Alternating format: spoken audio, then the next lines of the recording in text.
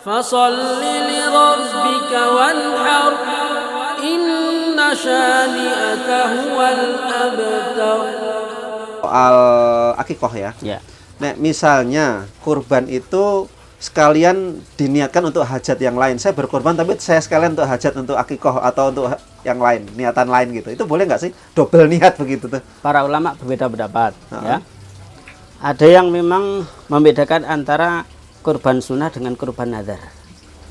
Kalau kurban sunnah itu berarti sahibul kurbannya boleh makan dari daging yang diserahkan panitia. Itu kalau kurban sunnah. Kalau kurban nazar berarti tidak boleh.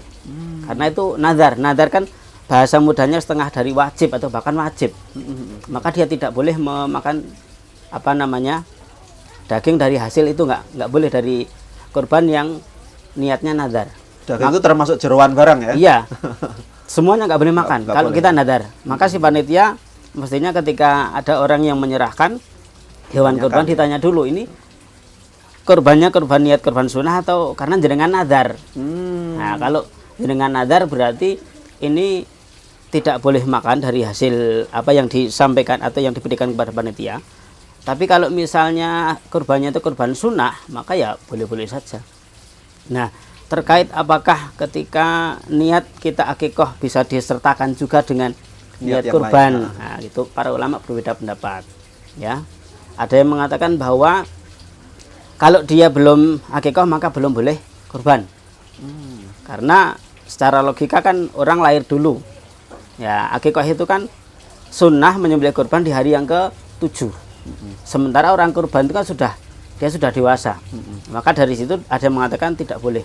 Lebih utama di akikoh dulu daripada kurban. Tapi pendapat yang mengatakan boleh-boleh saja, silahkan. Ketika dia kurban boleh disertakan niat akikoh bagi yang belum akikoh. Gitu. Maka tinggal. Tapi kan cuman misalnya saya laki-laki gitu kan korbannya saya cuma satu, padahal akikoh sunnahnya 2 kalau Sunnah. laki. Kan kalau kita berbicara pengertian fikih, sunnah itu kan tidak wajib ya. Iya. Nah, gitu. Kalau wajib tidak sunnah. Ya, kalau wajib tidak sunnah. Iya. Gitu. Jadi tinggal kita mau milih pendapat yang mana. Oh, gitu ya. Monggo. Ya, ya, Artinya kan Islam memberikan perintah kurban itu fleksibel. Oke. Jadi sampai tataran pelaksanaan itu fleksibel. Mana yang kita mampu, yang kita bisa itu yang kita lakukan. Untuk kemudahan juga Iya, ya. untuk kemudahan juga. Gitu. Bahkan Nabi itu pernah ketika menyampaikan dalam sebuah hadis itu, aku berkorban untuk diriku, untuk keluargaku, juga untuk umatku. Nah, jadi kalau mudahnya ya kita ini pernah diikutkan dalam kurbannya Nabi. Dalam kurbannya Nabi. Gitu. Iya, benar. Itu karena saking besarnya pahala kurban. Nah, saking besarnya pahala kurban sehingga kita memang ketika kita mampu, ketika kita bisa ya memang dianjurkan untuk berkorban. Maka para ulama berbeda hukumnya. Ada yang mengatakan kurban itu wajib.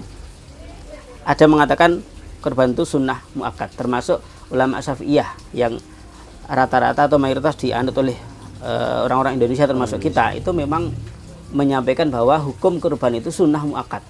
Sangat dianjurkan ketika kita mampu ya kurban, bukan hanya kurban hanya beberapa saat sekali, misalnya 5 tahun sekali ditanya, "Mbak kurban lagi?" Saya kan udah pernah dulu 3 tahun yang lalu. Padahal perintah kurban itu sama dengan perintah sholat. Masa sekarang kita sholat ditanya udah sholat subuh? Sudah kemarin, kan nggak mungkin. Nah itu karena saking pentingnya. Tuh, maka kaitannya dengan kenapa orang yang berkorban itu tidak boleh memotong kuku, memotong rambut itu karena di antara yang digambarkan kebaikan orang yang kurban itu ya dari jumlah bulu yang ada di kurban itu. Ya. Jadi tinggal kita mau milih yang mana, monggo.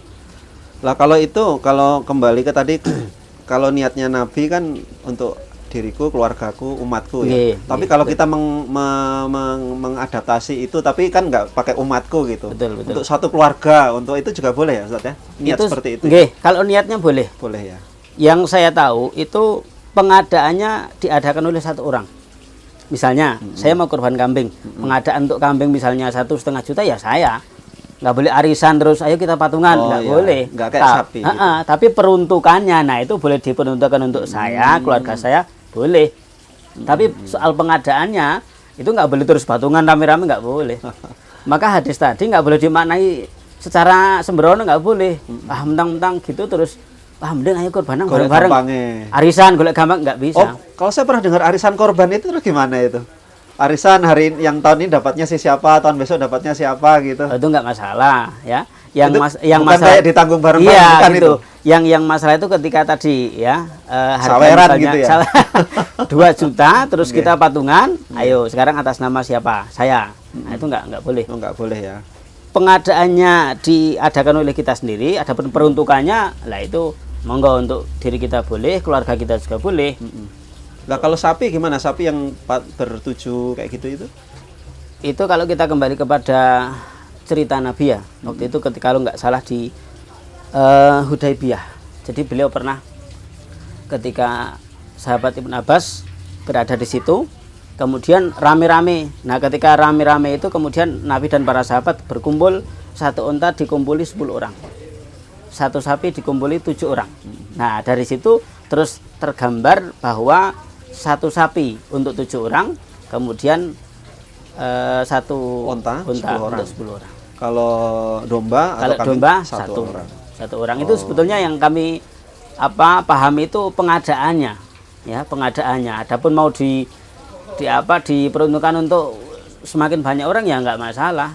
Memaknai bisa tadi. Jadi gitu. pengadaannya itu sudah diatur, tapi kalau untuk ininya untungnya itu monggo gitu. diselesaikan ya.